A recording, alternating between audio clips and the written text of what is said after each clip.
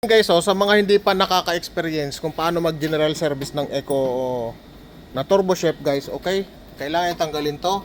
Tanggalin yung cover sa taas and then tanggalin yung panel sa taas. And then para ma-access nyo guys, kasi tingnan nyo sobrang daming dumi guys, okay? Sobrang daming dumi, so kailangan tanggalin natin yung heater nya guys, okay? Yung components ng heater dapat tanggalin. Yan. So yung mga tornilyo na lahat natin nakita nyo guys, tinatanggal ni Kuya Joey guys, di ba? Kasi madumi siya guys eh.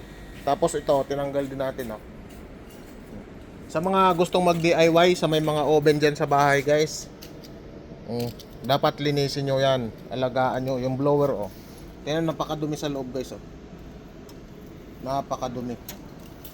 So kailangan nating linisin yan kasi yung mga gamit natin sa bahay guys, pare-parehas lang naman yan ng components guys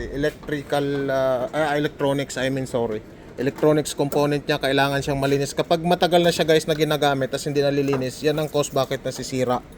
Okay, so kailangan natin linisin. Mamaya papakita namin sa inyo kung paano to namin matanggal. Okay, stay tuned lang kayo dyan guys. Tingnan nyo guys napakadumi.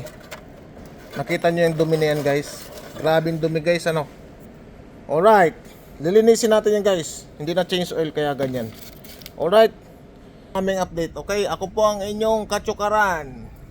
Hindi pogi pero masarap. Alright guys, stay tuned lang kayo dyan.